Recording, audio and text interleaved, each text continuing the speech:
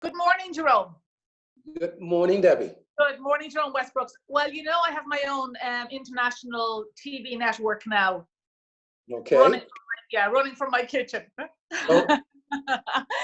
Oh, and I just wanted to talk to people that really are people that I know very well and that have inspired me all my years. You're one of those people. Thank you, Debbie. So you're very welcome. So good morning to you, and I'm sure Lois is there pulling the strings because she's the woman behind the man. She's getting her coffee right now. Yeah, that's okay. So Jerome, first of all, if I could just take you back to why, first of all, just to go back to why you're not Irish, obviously. So can you just take back to when you came to Ireland? Well, actually take me right back, Jerome. Where were you raised, actually? I was born in Chicago, and right. I was in the city till I was 13 before moving to a rural community. And from age 13 through secondary school, through university, I was more or less in a rural community then. You know, the town I went to school in both secondary and university was a town of 3,000, school of about 560 boys and girls as far as both secondary and third level. And so, Jerome, am I right in some beautiful woman was in your life, like your grandmother? She was like a grandmother to you. She raised you, is that right? That's right. I was, my natural mother died when I was 13. Okay. And I was raised by my foster mother, who I thought was my grandmother because she was raising one of my older sisters at the time. And when we used to go visit my older sister and visit Mama Osi, I was always under the impression that was my grandmother because I never knew my natural grandmother. So when my natural mother died, she ended up fostering myself and my younger brother and put me through secondary school, put me through university, married me, got rid of me. Yeah, all that. Married you off to a fabulous woman, I might add. She did. Yeah. So 5 children later, you're living in Ireland. You're a basketball player. Yes, you're a teacher, school teacher. Yep. So arrived in 81 to play ball for Cluster. Yeah. And we came back, Lois and I came back as a family in December 82 with Michael, who was 6 weeks old at the time. Okay. 5 kids later. You know, and as you said, I'm a secondary school teacher up in Port Martin Community School. Started out my teaching career in Fenton's as well. Now, along with teaching, I've always been involved in coaching basketball, as you know, in primary school and so on. So 38 years later, you know, here I am in Baldoyle.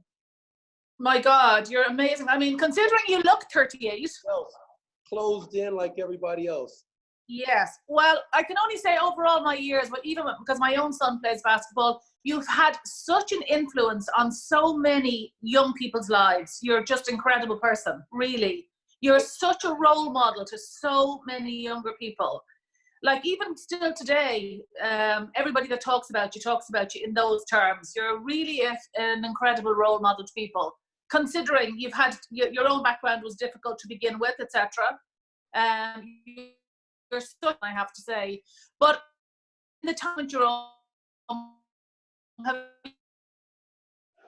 of people that are like, you think there's better people. Now, Debbie, repeat that because you broke up on me just a little bit in that question. Do you think, Jerome, that we'll come out of this as better people?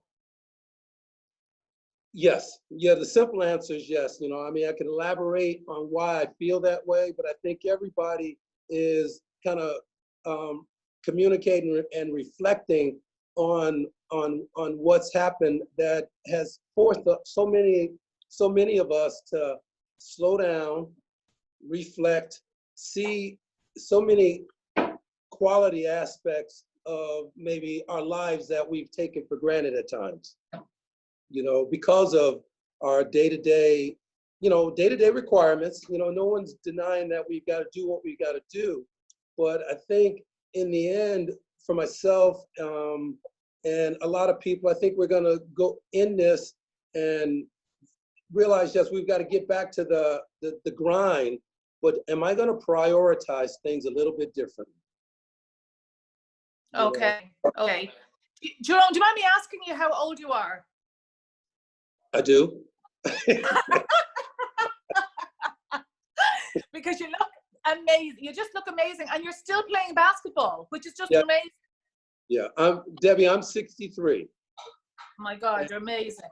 Yeah, still playing ball, playing with Celeste, still playing with Colester, and also playing on the Masters circuits now these days, you know. Okay, very impressive, fantastic. Yeah. And Yeah. are you retired, Jerome? Not yet. Not yet. That's down the road. You know, the department has me for a couple of more years. Okay. And then at the end of those 2 years, Debbie, it's not retirement, it's transition. Yeah. Yeah. Yes, I agree. I'm terrified. The idea of retirement is a very scary thought, really, you know. But Yeah. I just hope, Jerome, that you stay in the lives of younger people, because you're an incredible role model to back as I can be small. So thank you very much, and to Lois, the pair of you, for being in their lives. You really are an amazingly inspirational person. And Debbie, thank you for the opportunity you've given me to be just that, you know, as far as extending it away from just the island here, you know, going to Russia with you and all. That's, as I've told you many times, that's one of the most memorable experiences I've had in my life, and impacting, you know, in regards to having me reflect on all that I do want to constantly try to give. So I want to thank you too. Well, it was definitely memorable for us all, because the children had never actually seen black skin before. So it was extraordinary when you got out of the car with your dreadlocks at the time, and you looked so tall in the forest. You know, the whole thing was an amazing experience, and such a positive one. And the children still talk about you in Russia. Same here. Okay. So listen, stay safe, Jerome. You too. Okay, and keep inspiring us all. Okay. Okay. God bless. God bless. See you.